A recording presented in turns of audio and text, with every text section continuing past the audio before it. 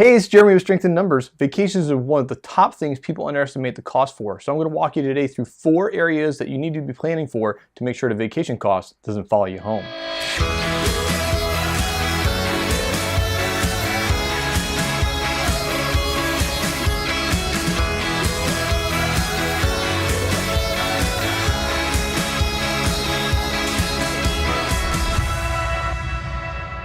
Summertime, summertime. We just sit back and... Oh, I forgot you were there. So let's talk about vacations because summer vacation season is upon us. And vacations is one of the top areas that people overspend in because they're not planning for all the costs. So we're going to talk about 4 key criteria. So the first one is travel. I'm not just talking about are you flying, driving, taking a bus or a train. That's important too to know the cost of those actual fares. But what about the travel from your house to the airport if you're flying, for example? Are you taking an Uber? Are you taking a taxi? Are you having a friend drop you off and you need to compensate them for some gas? And if you are driving yourself or having someone else driving you, are there any tolls between there and your destination? And likewise, of course, if you are driving completely to your destination, not just to the airport, you got to think of the tolls along the way and the gas costs. And of course, don't forget, the actual lodging if you're going to be driving farther than you can make it in one day. So all of that's related to the travel. So that's the first thing, is travel. The second thing is we're going to talk about lodging. Lodging is usually the biggest piece of a vacation cost. It's usually easily 60-70% of your cost is where you're going to stay. Now maybe you've got family or friends in the area and you can stay with them, and that's awesome. Maybe your family size doesn't accommodate that. Maybe your family relationship doesn't accommodate that and it would be too much tension and not really a vacation to stay with family. But either way, you need to look in a radius of what your options are and figure out what your costs are going to be for lodging. There's many different tips for that. By the way, if you haven't checked out my Savvy Saturday video, how to buy plane tickets, make sure you check that out because for those travel costs, it's going to reduce your cost dramatically. But with lodging, there's not really any kind of go-to tool. I tend to use Kayak to start with, and then I do some research. And it's a good place to start, but looking just a radius of what the options are. And be careful when you're booking the lodging to make sure that you look at the cancellation policy. It's pretty standard with any hotel or any resort that you can cancel up to usually the day before or 24 hours before or something like that, but not always. And in fact, some of the prices that you may be finding when searching for lodging are great prices because they're completely non-refundable.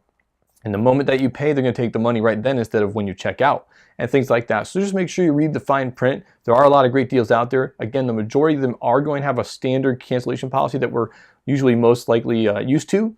But make sure you read all the specifics and know what your options are. And that will give you the chance to lock some things in. The third thing is food. And it's important to understand what you're going to need to eat while you're there on vacation. Now, are you going to hole yourself up into a cabin and use a grocery store and a refrigerator? Great. Still need to accommodate for those things. Maybe you can offset some of those costs with your actual grocery budget. But usually when we're on vacation, even if we use budget dollars towards that, we're usually spending more on food, both groceries and or eating out, than we would normally. So make sure that you account for the cost of food. And we of course do want to account in there any eating out that you're going to be doing that's more than usual. Maybe you're visiting friends and family and you want to go out and spend some time with them, not just hang around at the house. That's totally understandable. Maybe you're going to some resort area, you're going to the Universal Disney area, and you're going to be eating out a lot and it's not part of what you're already planning on or what the package you already paid for. Make sure you think through those costs because I can tell you this food area is one of the top areas of vacation expenses where people totally have no plan and it just spirals out of control because we're here to have fun, get what you want, order 3, all that type of thing. So just be careful when it comes to the food costs. And then fourthly, the last section is called miscellaneous. Now this can fall into a lot of different things, but mostly what miscellaneous is made up of is excursions, events, different things you're going to be doing in and around the area you're visiting. Maybe you're going to the mountains of Maine and you're going to go into the state parks and hike. Awesome. Is there an admission to the state park or is it free? Maybe you're going to be going to Jamaica and you're going to go horseback riding and you're going to go zip lining and you're going to go swimming with the dolphins, and man, all that sounds fun, right? But there's cost for all those things. So do your research, make a rough plan. Doesn't mean you have to have every minute of the vacation planned. Maybe the vacation is just gonna be sitting on the beach doing nothing. But is there an access fee to the beach or is it free, right? So just think through what you would like to do. Come up with a bunch of options. You don't even have to do them all. You may do some different things, but let's say you come up with 8 different things you're thinking of doing, research the cost of those, and if you do half of those, great, you've still got the plan. If you do half of those and you do 4 different things instead of the total of the original 8, you've still got dollars dedicated towards excursions, and you have a ballpark idea of what those costs are going to be and all the associated little things with it you might not have thought of. You might not have thought of the actual little access fees and things like that. So watch out for those excursion costs, which falls under miscellaneous.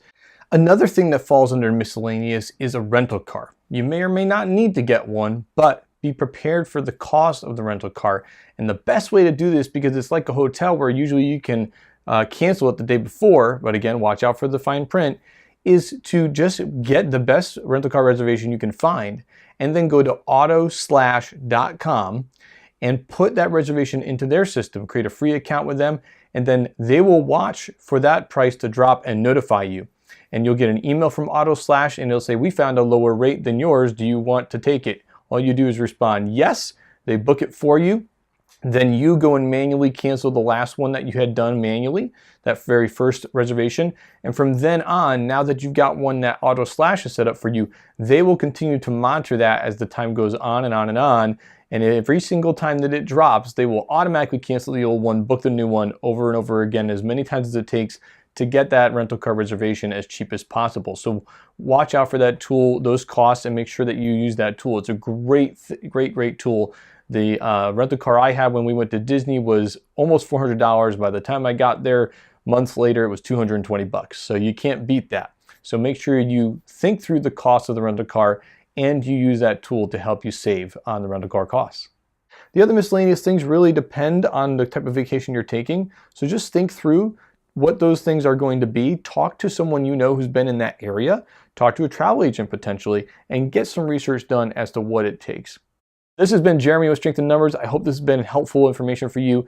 Make sure that you plan for your vacations as far out as you can, and you'll get those costs refined more and more as you go forward, because this is going to help you not have that vacation cost follow you home, and then the vacation will be a lasting memory, not a painful memory. Have a great day. This is Jeremy with Strength in Numbers, keeping your wallet heavy and your heart light.